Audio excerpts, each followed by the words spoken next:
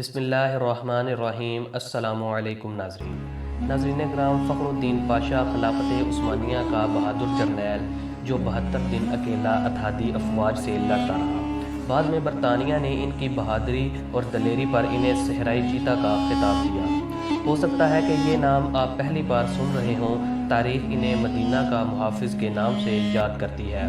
وہ خلافت عثمانیہ کا ایک بہادر جرنیل تھا، لیکن جس چیز نے ان کی شخصیت اجاگر کی وہ تھا ان کا حضور صلی اللہ علیہ وآلہ وسلم سے تعلق اور عشق۔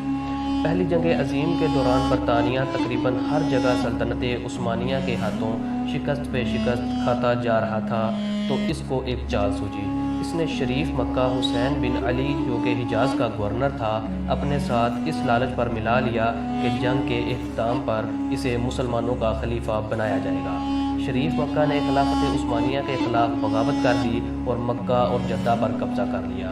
اس کے بعد وہ مدینہ کی طرف بڑھا۔ اس کے ساتھ انگریز اور فرانسیسی فوجیں بھی تھیں اور لانس آف عربیہ نامی بدنام زمانہ جاسوس بھی تھا۔ انہوں نے 1916 کو مدینہ کا محاصرہ کر لیا اور یہ محاصرہ 1919 تک جاری رہا، کیونکہ ان کو یہاں کے عثمانی مجاہدوں کی طرف سے سخت مزاحمت کا سامنا کرنا پڑ رہا تھا۔ اس وقت مدینہ شہر کا دفاع ایک عثمانی سپہ سالار فخری پاشا یا عمر فخر الدین پاشا کے زیر نگرانی تھا۔ یہ شخص انتہائی دلیر اور صاحب ایمان تھا۔ مدینہ منورہ کے باسی اس کی بہادری اور حسن انتظام پر اسے بہت زیادہ پسند کرتے تھے۔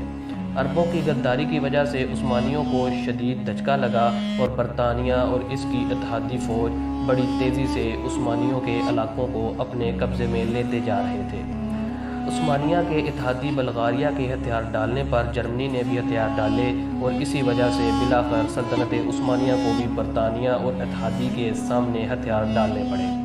اس وقت شریف مکہ اور ان کے بیٹے علی، فیصل اور عبداللہ اس خیال میں تھے کہ اب فخر الدین پاشا بھی ہتھیار ڈال دے گا اور مدینہ اس کے ہاتھ آ جائے گا، لیکن فخر الدین پاشا نے ہتھیار نہیں ڈالے اور برابر لڑتا رہا۔ مدینہ شہر کو سامان رسد پہنچانے والی ٹرین کو انگریز نکارہ کر چکے تھے اور اسی طرح فخر الدین پاشا کو باہر سے کوئی امداد نہیں پہنچ رہی تھی۔ محاصرہ کے دوران مدینہ پر 130 بار حملہ کیا گیا اور 30 اپریل 1918 کو مدینہ کی مقدس سرزمین پر 300 بم برسائے گئے۔ کھانے پینے کی چیزیں ختم ہو چکی تھی اور فخر الدین پاشا اور اس کی فوج ٹڈے کھاتے رہے، لیکن ہتھیار نہیں ڈال رہے تھے، اس لیے کہ اس کو خواب میں حضور صلی اللہ علیہ وآلہ وسلم نے حکم دیا تھا کہ ہتھیار نہیں ڈالنا۔ ایک ترک مصنف لکھتا ہے کہ ایک مرتبہ 1918 میں جمعہ کے دن فخر الدین پاشا مسجد نبوی میں نماز کے دوران خطبہ دینے منبر کی سیڑھیوں پر چڑھنے لگا تو آدھے ہی رستے میں رک گیا اور اپنے چہرے کو حضور صلی اللہ علیہ وآلہ وسلم کے روضہ مبارک کی طرف کرتے ہوئے عرض کیا، اے اللہ عز و جل کے رسول صلی اللہ علیہ وآلہ وسلم، میں آپ کو کبھی نہیں چھوڑوں گا۔ اس کے بعد اس نے نمازیوں اور مجاہدین سے ولولہ انگیز خطاب کیا، مسلمانوں، میں تم سے حضور صلی اللہ علیہ وآلہ وسلم کا نام لے کر جہاد کی اپیل کرتا ہوں جو اس وقت میرے گواہ بھی ہیں۔ میں تمہیں یہ حکم دیتا ہوں کہ دشمن کی طاقت کی پرواہ نہ کرتے ہوئے ان یعنی حضور صلی اللہ علیہ وآلہ وسلم کا اور ان حضور صلی اللہ علیہ وآلہ وسلم کے شہر کا آخری گولی تک دفاع کرو۔ اللہ عز و جل ہمارا حامی و ناصر ہو اور حضور صلی اللہ علیہ وآلہ وسلم کی برکت ہمارے ساتھ ہو۔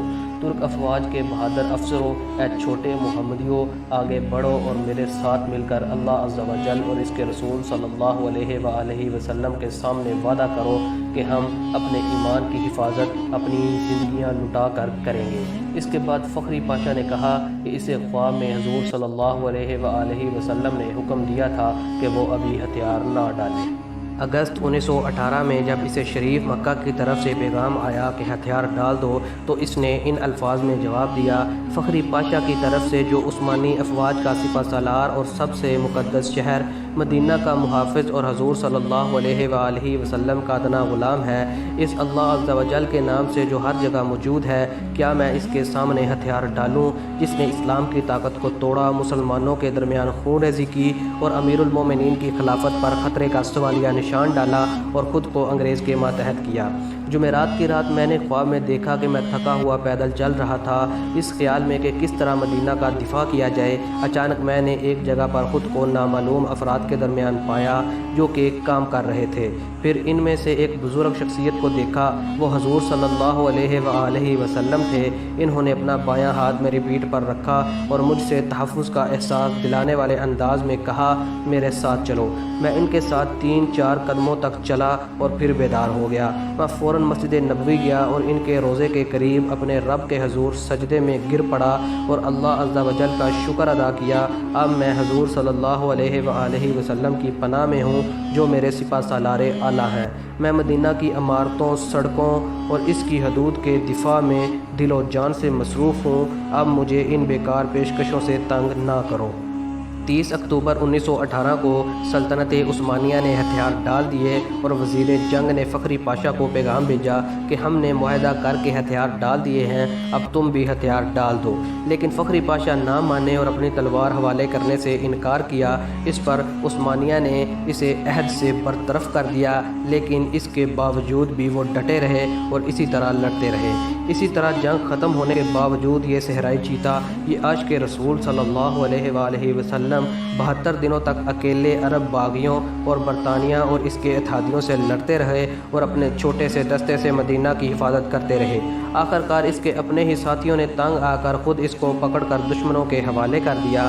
یوں 2 فروری 1919 کو شریف مکہ کے بیٹے علی اور عبداللہ شہر مدینہ میں داخل ہوئے اور 12 دن تک شہر نبوی صلی اللہ علیہ وآلہ وسلم میں لوٹ مار کرتے رہے۔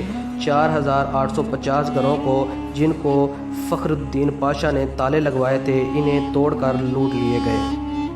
ناظرین گرام، افسوس اس بات کا ہے کہ ہماری نئی نسل سرے سے ان جیسے بے شمار اسلامی ہیروز کے نام تک سے واقف نہیں، اور ایک سوچی سمجھی سازش کے تحت ہمیں میڈیا اور فضول فلموں ڈراموں میں مشغول کیا گیا ہے تاکہ ہم اپنے آباء و اجداد کے ان ایمان فروز کارناموں سے بالکل بے خبر رہیں اور ہمارے اندر وہی عقابی روح پیدا نہ ہو۔ اس جرنیل کی داستان پڑھنے کے بعد شاید ہر کوئی خواہش کرے گا کہ کاش اس کی جگہ وہ خود ہوتا اور اسے حضور صلی اللہ علیہ وآلہ وسلم کی طرف سے اسی طرح کا حکم مل پاتا۔ اب وقت آ گیا ہے کہ ہم دوبارہ اپنے ان اسلاف کو زندہ کریں جو اللہ اور حضور صلی اللہ علیہ وآلہ وسلم کے نام پر مر مٹے، اور اپنے بچوں کو اس قسم کے واقعات سے ان کی تربیت کریں تاکہ دشمنان اسلام کو ایک بار پھر فخر الدین پاشا کا سامنا کرنا پڑے۔ اللہ تعالی ہم سب کو رسول صلی اللہ علیہ وآلہ وسلم کی سچی محبت عطا فرمائے اور عالم اسلام کا، پاکستان کا اور ہم سب کا حامی و ناصر ہو۔